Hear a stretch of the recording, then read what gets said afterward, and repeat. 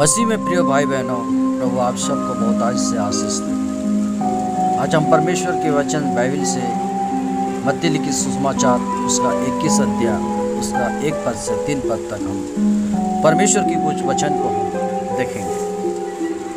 यहाँ पर लिखा है, मत्ती लिखित सुसमाचार 21 अध्याय उसका 1 पद में लिखा है, जब वे यरूशलेम के निकट पहुँचे और जैतून पहाड़ पर बैतफगे के पास आए तो यीशु ने 2 चेलों को यह कहकर भेजा।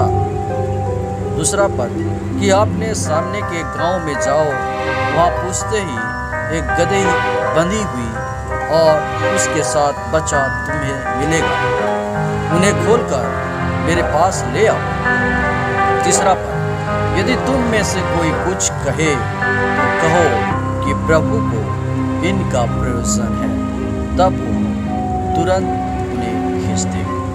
परमेश्वर इस पढ़े गए वचन पर बहुतायत से आशीष दे और इस वचन को समझने की कोशिश हम करेंगे। परमेश्वर दूसरा पद में कहता है चेलों को कि अपने सामने के गांव में जाओ। कहने का मतलब परमेश्वर प्रभु यीशु मसीह को मालूम था कि कौन सा गांव में उस गधी बंधी हुई थी। मेरे प्रिय भाई बहनों, परमेश्वर को हर चीज मालूम होता है कि आप कौन से गांव के हैं, और परमेश्वर जान रहा था कि उस गधे उस गांव में बंधा हुआ था, और परमेश्वर अपने चेलों को भेज रहा है कि तुम जाकर उसका बंधन को खोल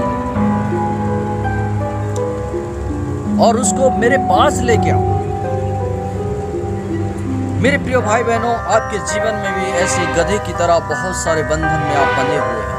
कोई शराब के बंधन में बंधा हुआ है, कोई जुआ के बंधन में बंधा हुआ है, कोई और किसी प्रकार के सिगरेट और किसी नशा और तंबाकू के बंधन में बंधा हुआ है। लेकिन परमेश्वर जानता है आप कौन है। आपके नाम मेमने की जीवन की किताब में आपके नाम को लिखा हुआ है, और परमेश्वर जान रहा था कि आज आप किस हालत में हैं, किस स्थिति में है, किस परिस्थिति में है, लेकिन परमेश्वर आपको बचाना चाहता है।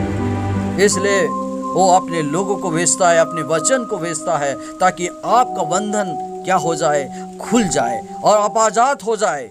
और परमेश्वर अपने चेलों को, अपने भविष्य, अपने दासों को कहता है, अगर कोई कहता है कि तुम उसको क्यों ले जा रहे हो, उसका बंधन को क्यों खोल रहे हो, तो कहना कि क्योंकि परमेश्वर का प्रयोजन है। मेरे प्रियो भाई बहनों, आपका जीवन एक ऐसा जीवन है जिसको परमेश्वर आपको दिया है। आप खाली किसी संसार के बंधन में बंधे हुए रहने देखना वो नहीं चाहता। वो आपका प्रयोजन है, वो आपको उपयोग करना चाहता है। जिस तरह उस दिन उसने उस गधे को लेकर आया और उस गधे के ऊपर वो अपना सवारी किया। मेरे प्रिय भाई बहनों, जब वो गधे के ऊपर सवारी किया, उस सवारी के कारण उस गधे का जीवन बदल गया। वो मिट्टी में चल रहा था, धूली में चल रहा था, लेकिन जब यीशु मसीह इस गधे के ऊपर बैठा, लोगों ने कंबल बिछा दिए, चादर बिछा दिए, कपड़े बिछा दिए। उसका जीवन परिवर्तन हो गया। जब आप परमेश्वर के निकट आते हैं, परमेश्वर को अपने ऊपर सवारी होने देते हैं, तो आपका जीवन बदल जाता है। आप वही नहीं रहते जो आप है। शराब की बंधन में जब थे तो शराब छोड़ देते हैं, जुआ खेलते थे जुआ छोड़ देते हैं। आप हर प्रकार की जो नशीले पदार्थ का उपयोग करते थे वो सारे उपयोग करना बंद कर देते हैं। वो सारे चीजों को आप छोड़ देते हैं, क्योंकि आप उस बंधन से आजाद हो गए। मेरे प्रिय भाई बहनों, परमेश्वर आपको बहुत प्रेम करता है। बस आपको एक काम करने की जरूरत है कि परमेश्वर जब आपको पुकार रहा है तो आप परमेश्वर प्रभु यीशु मसीह को अपने ऊपर सवारी होने में चाहें।